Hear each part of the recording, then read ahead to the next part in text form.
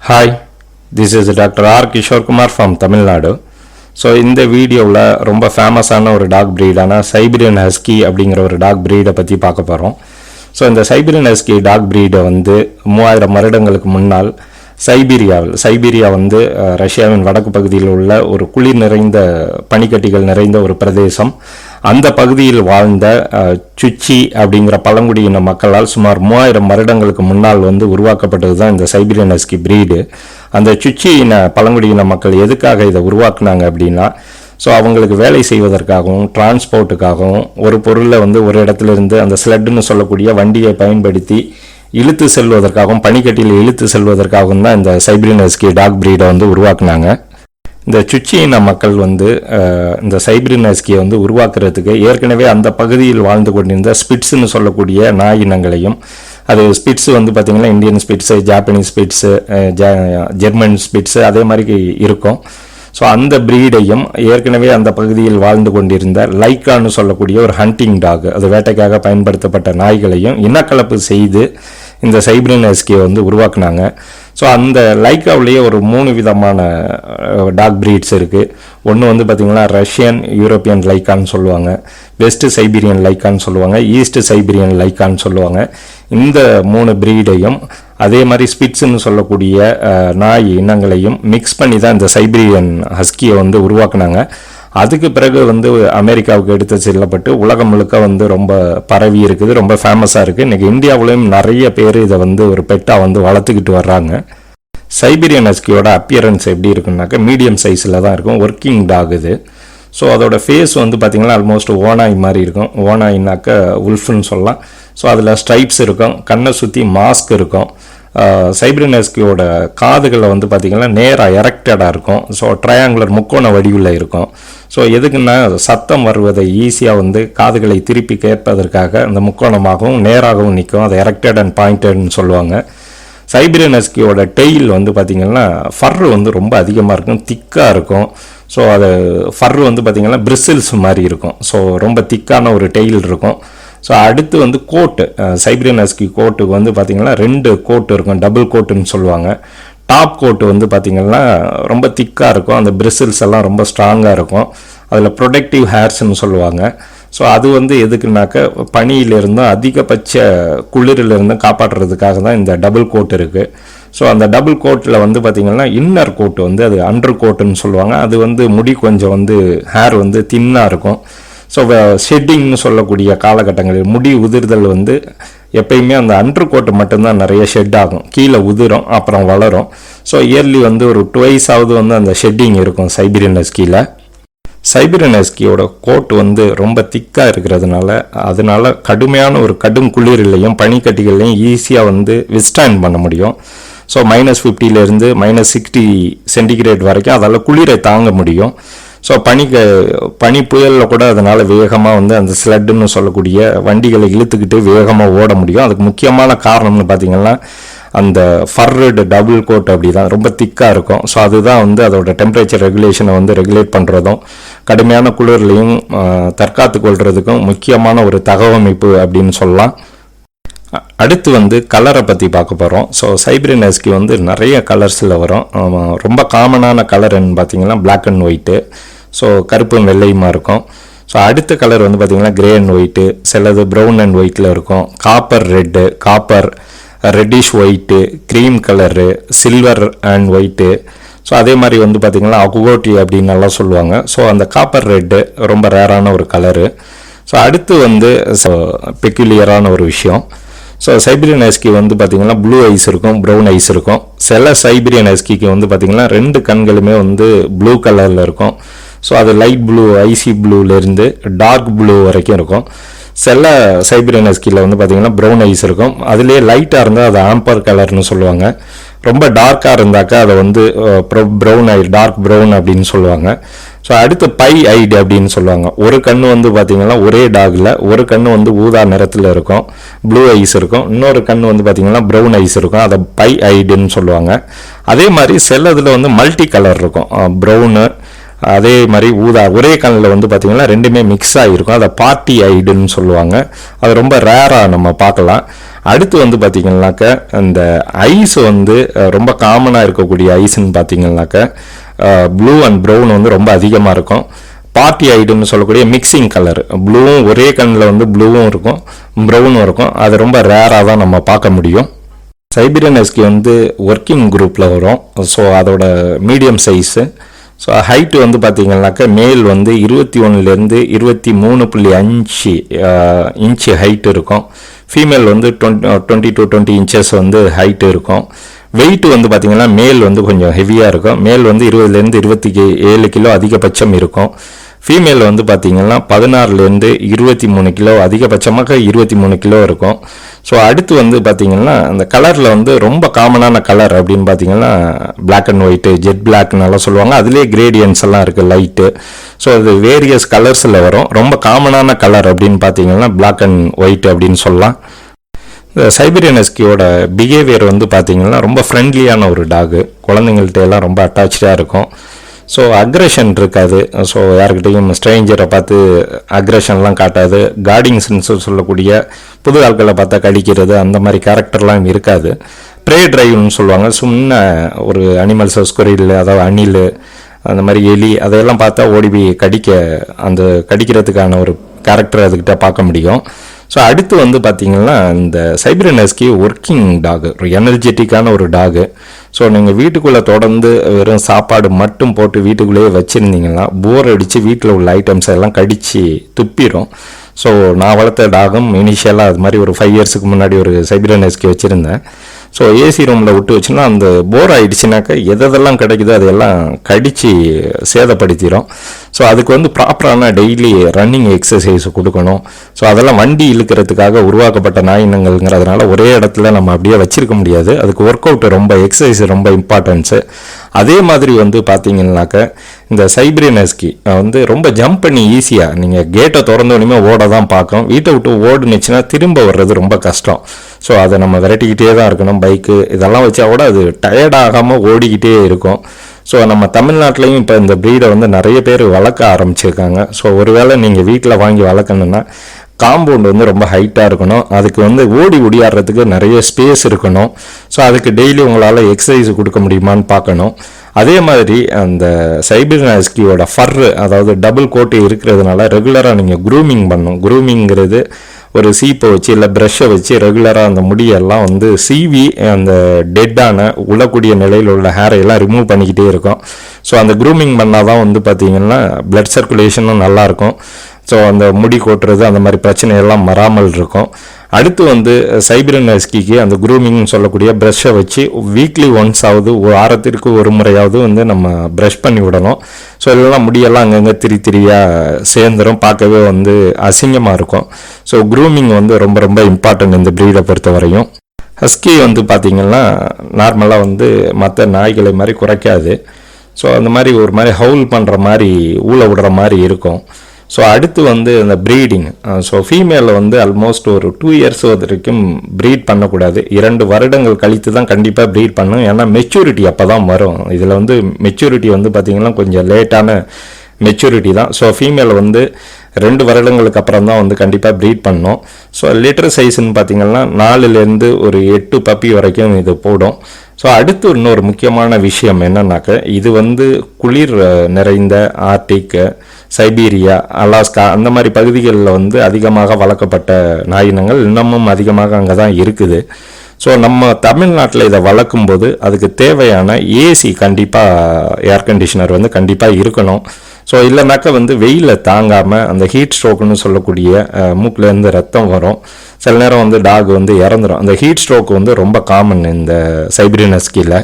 So ஒருவேளை நீங்கள் வாங்கி வளர்க்கணுன்னா ஒரு டைரெக்டாக இம்போர்ட்டான பேரண்ட்ஸ்லேருந்து வாங்காமல் ஒரு இந்தியாவிலே ஒரு 3வது ஜென்ரேஷனாக 4வது ஜென்ரேஷனாக உள்ள சைபீரியன் ஹஸ்கியை வாங்கி வளர்த்திங்கன்னா இந்த பிரச்சனை வருவதற்கான வாய்ப்புகள் குறைவு. ஏன்னா வந்து அதுக்குள்ளே இங்கே வந்ததெல்லாம் இனிஷியலாக இப்போ டைரெக்டாக இம்போர்ட் ஆகி வருது அப்படின்னா ஸோ நம்ம ஊரில் உள்ள கிளைமேட்டை அதனால் வித்ஸ்டாண்ட் பண்ண முடியாது. ஸோ ஒரு 3-4 தலைமுறை ஆகும் அதை அடாப்ட் ஆகுறதுக்கு. ஸோ அதிலேருந்து நீங்கள் பப்பியை வாங்கி வளர்த்தீங்கன்னா இந்த ஹீட் ஸ்ட்ரோக் வருவதற்கான வாய்ப்புகள் மிக குறைவு. ஸோ கண்டிப்பாக வந்து சைபீரியன் ஹஸ்கியை வளர்க்கணுன்னாக்க காம்பவுண்ட் நல்லா இருக்கணும், அதே மாதிரி நிறைய இடம் இருக்கணும், எக்ஸசைஸ் கண்டிப்பாக கொடுக்கணும், க்ரூமிங் ரெகுலராக பண்ணணும். ஸோ இந்த இதெல்லாம் இருந்துச்சுன்னா கண்டிப்பாக நீங்கள் சைபீரியன் ஹஸ்கியை வளர்க்கலாம். ரொம்ப க்யூட்டான ஒரு டாக் ப்ரீடு, ரொம்ப அழகான ஒரு ப்ரீடு, பார்த்தோன்னே எல்லாருக்கும் பிடிக்கும். ஸோ ஒரு தடவை அந்த குட்டியை நீங்கள் கிட்ட போய் பார்த்துட்டிங்கன்னா அதை வாங்காமல் வரமாட்டீங்க. அந்தளவுக்கு ரொம்ப க்யூட்டான ஒரு ப்ரீடு இந்த சைபீரியன் ஹஸ்கி. சைபீரியன் ஹஸ்கி நாய்கள் வந்து சைபீரியாவில் உருவாக்கப்பட்டிருந்தாலும் பல்வேறு காலகட்டங்களில் உலகின் பல பாகங்களுக்கு எடுத்து செல்ல ஆரம்பித்தாங்க. ஸோ அதிலும் குறிப்பாக கோல்ட் ரஷியன் நோம் அப்படின்னு சொல்லுவாங்க. அலாஸ்காவில் உள்ள நோம்ங்கிற ஒரு நகரத்தை சுற்றி நிறைய தங்கம் கிடைக்கிற மாதிரி செய்திகள் உலகம் முழுக்க பரவ ஆரம்பிச்சிச்சு. ஸோ அந்த நேரத்தில் உலகத்தில் பல பகுதியிலிருந்தும் அமெரிக்காவிலிருந்தும் நிறைய பிஸ்னஸ்மேன் அந்த தங்கத்தை எடுக்கிறதுக்காக, தங்க வேட்டைக்காக அந்த நோம்ங்கிற நகரத்தை நோக்கி எல்லாம் குடிபெயர ஆரம்பித்தாங்க. ஸோ அப்படி போகும்போது சைபீரியன் ஹஸ்கி நாயையும் நிறைய எடுத்துக்கிட்டு போனாங்க. என்ன காரணம் அப்படின்னா, அந்த அலாஸ்காங்கிறது அமெரிக்காவின் ஒரு மாகாணம். அது ஃபுல்லாக பார்த்தீங்கன்னா பனிக்கட்டிகள் நிறைந்த, பனிமலைகள் நிறைந்த, ஆர்டிக் கடலுக்கு பக்கத்தில் உள்ள ஒரு பிரதேசம் தான் அந்த அலாஸ்காங்கிறது. ஸோ அந்த சிட்டியில், அதுவும் குறிப்பாக நோம்ங்கிற ஒரு சிட்டியில் போய் நிறைய பேர் குடியேற ஆரம்பித்தாங்க. அப்படி தான் அந்த சைபீரியன் ஹஸ்கி டாகை வந்து அங்கே போய் சேர்ந்துச்சு. ஸோ அங்கே நடந்த ஒரு முக்கியமான வரலாற்று சிறப்பு மிக்க சம்பவம் தான் வந்து இந்த சைபீரியன் ஹஸ்கி நாய்களை உலகம் முழுக்க ரொம்ப வேகமாக பரவ செஞ்சிச்சு. அதோட புகழை வந்து ரொம்ப பரவ செய்து அதை ஒரு ஹீரோவை ஆக்கி ஸோ ரொம்ப ஃபேமஸ் ஆக்கி அந்த ப்ரீடு வந்து ஐரோப்பா, ஸோ அதே மாதிரி அமெரிக்கா எல்லா நாடுகளுக்கும் ரொம்ப வேகமாக பரவ ஒரு காரணமாக இருந்துச்சு. 1925 நோம்ங்கிறது அலாஸ்காவில் உள்ள ஒரு முக்கியமான சிட்டி. ஸோ அந்த சிட்டியில் 2000 பேர் இருந்தாங்க. அதை சுற்றியுள்ள பகுதிகளில் ஒரு 10,000 பேர் இருந்தாங்க. ஸோ அங்கே வந்து டிப்தீரியா அப்படிங்கிற ஒரு நோய், அது வந்து என்னென்னா தொண்டை அப்புறம் சுவாச கோளாறை ஏற்படுத்தி உயிரிழப்பை குழந்தைகளை சாகடிக்கக்கூடிய ஒரு நோய். அது வந்து வேகமாக பரவ ஆரம்பிக்குது. அப்போ வந்து அந்த நோம் நகரத்தில் ஒரே ஒரு டாக்டர் தான் இருந்தார். அவர் கார்டிஸ் வெல்ச்சின்னு பேர். அவர் வந்து இனிஷியலாக இது டான்சிலைட்டிஸ் ஒரு சாதாரண இன்ஃபெக்ஷன் நினச்சார். அதுக்கப்புறம் தான் அது டிப்தீரியான்னு தெரிய ஆரம்பிச்சிச்சு. ஸோ அதை அவர் டயக்னோஸ் பண்ணிட்டார். அதுக்கப்புறம் ஒரு 4 குழந்தைகள் இறந்ததுக்கப்புறம் 1925 ஜனவரி மாதத்தில் அமெரிக்காவுக்கு ஒரு தந்தி அனுப்புகிறாரு, டெலிகிராம் அனுப்புகிறாரு. அதில் வந்து இந்த மாதிரி இந்த நோய் பரவ ஆரம்பிச்சிருக்கு, நிறைய குழந்தைங்க இருக்காங்க, அதுக்கு தேவையான டிப்தீரியா ஆன்டிடாக்சின்னு சொல்லுவாங்க, அந்த இன்ஜெக்ஷன் வேணும், வேக்சின் மாதிரி வேணும் அப்படின்னு கேட்குறாரு. ஸோ ஆல்ரெடி வந்து அலாஸ்காவில் வின்டர் சீசன் அப்போ வந்துருச்சு. ஸோ எல்லாமே பனிக்கட்டி ஆகிடுச்சு, துறைமுகத்தை எல்லாம் க்ளோஸ் பண்ணிட்டாங்க. ஏன்னா அலாஸ்காவுக்கு வரணுன்னா கப்பல் வழியாக வரும் பொழுது அந்த பனிக்கட்டி எல்லாம் வந்து கப்பலை வந்து சில நேரம் ஆக்சிடென்ட்லாம் ஆகலாம், கப்பல் முழுந்தி போகலாம். ஸோ அதனால் வின்டர் சீசனுக்கு தொடங்குவதற்கு முன்னாடியே அவங்களுக்கு தேவையான மருந்து, உணவு, உடை எல்லாத்தையும் வந்து கப்பலில் சப்ளை பண்ணிவிட்டு அதுக்கப்புறம் துறைமுகத்தை வந்து க்ளோஸ் பண்ணிடுவாங்க. வின்டர் ஸ்டார்ட் ஆகிடுச்சு. ஸோ கப்பல் வழியாக அந்த மருந்தை கொண்டு வர முடியாது. அடுத்து ஃப்ளைட் வழியாக கொண்டு வர்ற அவங்க வந்து ஆலோசனை பண்ணும் பொழுது நிறைய பனிப்பு எல்லாம் ஸ்டார்ட் ஆகிடுச்சு. ரொம்ப அந்த சப்ஜீரோ டெம்பரேச்சர்னு சொல்லுவாங்க. ரொம்ப டெம்பரேச்சர்லாம் வந்து பார்த்திங்கன்னா -60 வரைக்கும் போகும். ஸோ அதில் வந்து ஃப்ளைட்லாம் ரன் பண்ணுறது கஷ்டம். ஸோ வேறு எந்த வழியில் கொண்டு போகலாங்கும்போது ஆங்க்ரேஜ் அப்படிங்கிற ஒரு சிட்டி இருக்குது. அது நோம்லேருந்து பார்த்திங்கன்னா கிட்டத்தட்ட ஒரு 1000 மைல் தூரத்தில் இருக்குது. ஸோ அந்த சிட்டியில் வந்து பார்த்திங்கன்னா ஒரு ஹாஸ்பிட்டல் இருக்குது, ஆங்க்ரேஜ் ரயில் ரோடு ஹாஸ்பிட்டல்னு பேர். அந்த ஹாஸ்பிட்டலில் இந்த நோயை குணப்படுத்தக்கூடிய ரயில் ரோடு ஹாஸ்பிட்டலில் ஒரு 30,000 யூனிட்ஸ் 30,000 யூனிட்ஸ் வந்து ஆன்டி டிப்தீரியா டாக்ஸின் இருக்குது. அந்த மருந்தை வந்து நோமுக்கு கொண்டு போகிறோன்னாக்க ரொம்ப ஈஸியான வேலை இல்லை. ஏன்னா நிறைய பனி பரவ ஆரம்பிச்சிருச்சு, பனி புயல் இருக்குது, எல்லாம் பனிக்கட்டி ஆகிடுச்சு. ஸோ அதை வந்து பல்வேறு இந்த கொரியர்லாம் பார்சல் சர்வீஸ் அவங்கள்ட்ட எல்லாம் கன்சல்ட் பண்ணுறாங்க, யாருமே முடியலைன்னு கைவிரிச்சிட்றாங்க. ஸோ ஆங்க்ரேஜ் சிட்டியிலேருந்து ஒரு ட்ரெயின் மூலியமாக ஃபஸ்ட்டு நினன்னா அப்படிங்கிற ஒரு சிட்டிக்கு வந்து அந்த ட்ரெயின் மூலியமாக அந்த 30,000 யூனிட்ஸ் ஆன்டி டிப்தீரியா டாக்ஸினை வந்து கொண்டு போகிறாங்க. அது ஒரு 20 பவுண்ட்ஸ் இருந்துச்சுங்கிறாங்க. ஸோ அந்த சிலிண்டரை கொண்டு போய் அங்கே வந்து கொடுத்ததுக்கப்புறம் அங்கேருந்து இந்த ஸ்லெட் டாக்ஸை வச்சு ரேஸ் மாதிரி வச்சு ஒவ்வொன்றா ஒரு 20 டீம் அங்கே ரெடியாக இருக்காங்க, 1 by 1 ரிலே ரேஸ் மாதிரி. ஸோ இந்த வீடியோ பார்த்தாலே தெரியும் ஸ்லெட் டாக் ரேஸ்னால் என்னென்னு தெரியும். ஸோ ஒவ்வொருத்தர் கையாக மாறி மாறி வந்து நோமுக்கு போகிறனாலே கிட்டத்தட்ட 1085 கிலோமீட்டர் அந்த நினன்னா ரயில்வே ஸ்டேஷனுக்கும் அந்த நோம்ங்கிற சிட்டிக்கும் வந்து பார்த்திங்கன்னா 1085 கிலோமீட்டரு. ஸோ அந்த அலாஸ்காவில் இருந்த சைபீரியன் ஹஸ்கி டீம் நிறைய இருக்கும் அங்கே. ஸோ அவங்க டிரான்ஸ்போர்ட்டுக்கு வந்து அப்போ வந்து நம்ம ஊரில் உள்ள டிரான்ஸ்போர்ட் சர்வீஸ் மாதிரி இந்த டாக்ஸை வந்து யூஸ் பண்ணிக்கிட்டு இருந்தாங்க. ஸோ அதில் வந்து கிட்டத்தட்ட 150 நாய்கள் வந்து தேர்ந்தெடுத்து 20 டீம் வந்தாங்க. அவங்கள முஷர்னு சொல்லுவாங்க. 20 டீம் வந்து 1 by 1 ஒருத்தர் வந்து ஒரு தூரத்தை போவாங்க, அங்கேருந்து வாங்கிக்கிட்டு இன்னொருத்தர் மாறி போகணும். ஸோ இந்த ரேஸ் மட்டுமே ஆல்மோஸ்ட் வந்து 5.5 நாள் ஆணிச்சு. அவங்க 1085 கிலோமீட்டரை வந்து தாண்டி போய் அந்த நோமில் அந்த மருந்தை கொடுக்கறதுக்கு எடுத்துக்கொண்ட காலம் வந்து 5.5 நாள். அவங்க ஒரு நான் ஸ்டாப் ரன்னிங்னு சொல்லலாம். நைட்டு பகல் அந்த மாதிரி ரொம்ப குளிரை பார்த்து பயப்படாமல், பனி புயலை பார்த்து பயப்படாமல், இருட்டு அங்கே ஏன்னாக்கா இருட்டில எல்லாம் வந்து பார்த்திங்கன்னா வெளிச்சமே இருக்காது. ஸோ அதுலேயே அந்த நாய்கள்லாம் கரெக்டாக அந்த பனி மலைகள் எல்லாம் ஓடி அதை கொண்டு போய் சேர்த்துச்சுது. ஸோ அதுக்கப்புறம் பார்த்திங்கன்னா அதுலேயும் குறிப்பாக 2 டாக் வந்து அந்த இன்சிடெண்ட்டுக்கு அப்புறம் பார்த்திங்கன்னா பயங்கர ஃபேமஸ் ஆக ஆரம்பிச்சிச்சு. ஸோ அதில் நம்பர் 1 வந்து பார்த்திங்கன்னா பால்டோன்னு சொல்லுவாங்க. அதோட ஓனர் வந்து பார்த்திங்கன்னா ஹுனர் ஹசன்னு சொல்லுவாங்க. ஸோ அவர் தான் வந்து அதை லாஸ்ட்டாக ஹேண்ட் ஓவர் பண்ணதுன்னு சொல்லுவாங்கள்ல. ஸோ நோம் நகரத்தை போய் கடைசியாக சென்றடைஞ்சு அந்த மருந்தை கொண்டு போய் சேர்த்தது அந்த பால்டோவும் அந்த ஹுனார் கசான்கிற அதோட ஓனரும் சேர்ந்து தான் அந்த டீம் தான் கொண்டு போய் கொடுத்தாங்க. ஸோ அந்த பால்டோங்கிறது பார்த்திங்கனாக்கா ஒரு black and white Siberian husky. So அதோட ஓனர் வந்து ஹுனார் ஹசன். ஸோ அந்த பால்டோ தான் வந்து லீட் டாக் அப்படின்னு சொல்லுவாங்க. ஃபஸ்ட்டு போகிறது, அதுக்கு பின்னாடி ஒரு 7-8 அந்த வண்டியில் கைத்தில் கட்டியிருப்பாங்க. அதுக்கு பின்னாடி வண்டி இருக்கும். ஸோ அதில் உட்காந்துக்கிட்டு தான் போவாங்க. ஸோ அந்த டீமை வந்து லீட் பண்ணது பால்டோ. அதே மாதிரி லெனார்டு செப்பாலோன்னு ஒருத்தர் இருந்தார். அவரோட டாக் வந்து டோகோ. ஸோ அது ஆல்மோஸ்ட் வந்து பார்த்திங்கன்னா 470 கிலோமீட்டர் வந்து பயணம் செஞ்சிச்சு. அடுத்து வந்து பால்டோ வந்து பார்த்திங்கன்னா 84 கிலோமீட்டர். கடைசி கட்டத்தில் 7 டீமு மாறி ஸோ கடைசி டீமாக வந்து அந்த பால்டோ வந்து அந்த மருந்தை வாங்கிக்கிட்டு போய் கரெக்டாக அந்த சிட்டியில் விடிய காலம் ஒரு 3 மணிக்கு கொடுத்துச்சுது. இந்த ரேஸ் வந்து ஆல்மோஸ்ட் 5.5 days நடந்துச்சுது. 1085 கிலோமீட்டரை பனிக்கட்டிகளுக்கு நடுவே, பனிமலைகளுக்கு நடுவே, கடும் குளிரில், ஸோ -60 அவங்க வந்து நிறுத்தாமல் அந்த மருந்தை கொண்டு போய் சேர்த்தாங்க. ஸோ அதுக்குள்ளே வந்து அங்கே டெத்தும் வந்து 6 குழந்தைகள் இறந்துட்டாங்க. அதுக்கப்புறம் அந்த மருந்து போய் சேர்ந்ததுக்கப்புறம் ஸோ அந்த இன்ஜெக்ஷனை கொடுக்க ஆரம்பித்தாங்க. அந்த நோய் பரவுறதை கட்டுப்படுத்தி நிறைய குழந்தைகளின் உயிரை வந்து அந்த ரேஸ் வந்து காப்பாற்றுனுச்சு.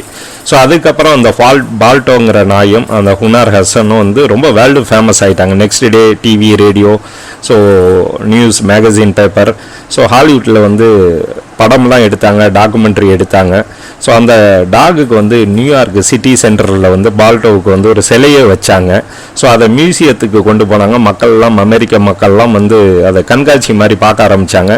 இன்னும் வந்து பால்டோவுக்கு வந்து பெரிய 5 ஸ்டார் ஹோட்டல்ஸ்ல எல்லாம் ரூமே கொடுத்தாங்களாம், பயங்கரமான ஒரு கௌரவப்படுத்தி. ஸோ அது மாதிரி ரொம்ப அதுக்கு ரொம்ப கௌரவத்தையும் அதிக புகழையும் அந்த பால்டோங்கிற நாய் அடைஞ்சிச்சு. அதனால சைபீரியன் ஹஸ்கியும் வந்து உலகம் முழுக்க ரொம்ப ஃபேமஸ் ஆக ஆரம்பிச்சிச்சு. ஸோ 1933 ஆண்டு வந்து பார்த்திங்கன்னா இந்த பால்டோ இறந்துருச்சு. இறந்ததுக்கப்புறம் அதை வந்து பதப்படுத்தி அதோட ஆர்கனை எல்லாம் எடுத்து விட்டு ஸோ அந்த ஸ்கின்னு இதையெல்லாம் பதப்படுத்தி கிளீவ்லேண்ட் அப்படிங்கிற ஒரு மியூசியத்தில், நேச்சுரல் மியூசியத்தில் இன்னும் வச்சுருக்காங்க. ஸோ அந்த ஃபோட்டோஸ் எல்லாம் இதில் வச்சுருக்கேன். ஸோ இதில் ஒரு கான்ட்ரவர்சி என்னன்னாக்க, பால்டோங்கிறது வந்து 84 கிலோமீட்டர் தான் அந்த ரேஸை கவர் பண்ணிச்சுன்னு சொல்லுவாங்க. ஸோ கடைசியாக கொண்டு போய் கொடுத்ததுனால அதுக்கு ரொம்ப பேரும் புகழும் வந்துருச்சு. ஆனால் லெனார்ட் செப்பாலோ அப்படிங்கிறவர் 470 கிலோமீட்டர் அந்த ரேஸை வந்து லீட் பண்ண ஆரம்பித்தார். அதில் டோகோங்கிற ஒரு டாக் வந்து ரொம்ப ஃபேமஸாக இருந்துச்சு. ஸோ அதுதான் அந்த டீமை லீட் பண்ணிச்சு. ஸோ அதுக்கான பேரும் புகழும் பெரிய அளவில் கிடைக்கல. அது ஒரு பெரிய கான்ட்ரவர்சியாகவே இருந்துச்சு. அதை பற்றி நிறைய ஆர்டிக்கல்லாம் மேகசீனில் வந்துச்சுது. ஸோ அந்த லெனார்ட் செப்பாலோ வச்சுருந்த டாக் தான் அமெரிக்காவில் உள்ள ஒரு ப்ரீடர்கிட்ட போணுச்சுது. ஸோ அதோட வழி வந்த அந்த இன வழி தான் இன்றைக்கி பார்த்திங்கன்னா அமெரிக்காவில் நிறைய இருக்கிறது. அந்த லெனார்டோ செப்பாலோ கொண்டு போன டோகோங்கிற ஒரு டாக்லேருந்து வந்தது தான் நிறைய சைபீரியன் ஹஸ்கி. ஸோ ஏன்னா அந்த அளவுக்கு அந்த டாகோங்கிற டாக் வந்து ரொம்ப ஃபேமஸ் ஆக ஆரம்பிச்சிச்சுது. ஆனால் இந்த பால்டோங்கிறது வந்து 3 வயசுலேயே வந்து பார்த்திங்கன்னா நியூட்டர் பண்ணிடுறாங்க, அதாவது கேஸ்ட்ரேஷன் சொல்லுவாங்க. ஸோ அதனால் ப்ரீட் பண்ண முடியாது. ஸோ அது வந்து எதையுமே ப்ரீட் பண்ணலை. அதோட இனவழியும் இது வரைக்கும் எதுவும் இல்லை. ஸோ இந்த சைபீரியன் ஹஸ்கி வந்து ஏராளமான குழந்தைகளை வந்து காப்பாற்றினதுனால அது ரொம்ப ஃபேமஸ் ஆக ஆரம்பிச்சு அந்த ப்ரீடை வந்து மக்கள் நிறைய விரும்பி வளர்க்க ஆரம்பித்தாங்க. ஸோ தமிழ்நாட்டை பொறுத்த வரைக்கும், இந்தியாவை பொறுத்த வரைக்கும் வெப்பம் அதிகம், அதாவது டிராபிக்கல் கிளைமேட்னு சொல்லுவோம். ஸோ இந்த பகுதியில் வளர்க்கும்போது இந்த சைபீரியன் ஹஸ்கி வந்து ஏப்ரல் அண்ட் மேயில் டெம்பரேச்சர் ரொம்ப அதிகமாக இருக்கும். ஹீட் ஸ்ட்ரோக் வர வாய்ப்புகள் மிக அதிகம். ஸோ அதனால அதுக்கு ஏர் கண்டிஷன்லாம் தேவைப்படும். ஸோ அந்த மாதிரி செட்டப் எல்லாம் இருந்துச்சுன்னா கண்டிப்பாக வளங்க. அதுக்கு நிறைய சைபீரியன் ஹஸ்கி வளர்க்குறதுக்கு நல்ல எக்ஸசைஸ் கொடுக்கணும், நிறைய இடம் வேணும். ஸோ ரொம்ப ஃப்ரெண்ட்லியாக இருக்கும், க்யூட்டாக இருக்கும், ரெகுலராக க்ரூமிங் பண்ணணும். ஸோ இதெல்லாம் உங்களால் பண்ண முடியும்னா கண்டிப்பாக இந்த சைபீரியன் ஹஸ்கியை வளங்க. அடுத்து வந்து ப்ரைஸ். இந்த சைபீரியன் ஹஸ்கி வந்து பார்த்திங்கன்னா, ஸோ பேப்பர் வித்தவுட் பேப்பர்மாங்க. ஏற்கனவே கேசிஐ பேப்பர்னால் என்னங்கிறத டீட்டெயிலாக ஒரு வீடியோ பண்ணியிருக்கேன், அதையும் பாருங்கள். ஸோ பேப்பரோடனாக்கா 25,000 ஆரம்பிக்குது. ஸோ அதோட ப்ரீடு, அதாவது பெடிகிரி டீடைல்ஸ்னு சொல்லுவாங்க. பேரண்ட்ஸ் வந்து இம்போர்ட்டடாக இருக்குது, சாம்பியனாக இருக்குன்னா ஒரு ரேட்டு. ஸோ மினிமம் 20 ஆரம்பிக்குது. ஸோ மேக்ஸிமம் 40-45 வரைக்கும் கொடுக்குறாங்க. டேரக்ட் இம்போர்ட்னா குட்டியோட விலை அதிகமாக இருக்கும், 40,000 45,000. ஸோ நம்ம பிரெட் இன் இந்தியா 3வது தலைமுறை 2வது தலைமுறைனா 20,000 25,000க்கு வாங்கலாம். ஸோ இந்த ப்ரீடு வந்து ரொம்ப ஒரு க்யூட்டான ப்ரீடு. நம்ம ஊருக்கு வந்து ஒத்து வருமாங்கிறது 2வது கொஸ்டின். அதை பார்த்தா எல்லாருக்கும் பிடிக்கும். ஸோ அதுக்கு வளர்க்குறதுக்கு இந்த மெயின்டெனன்ஸ் கொஞ்சம் அதிகம்.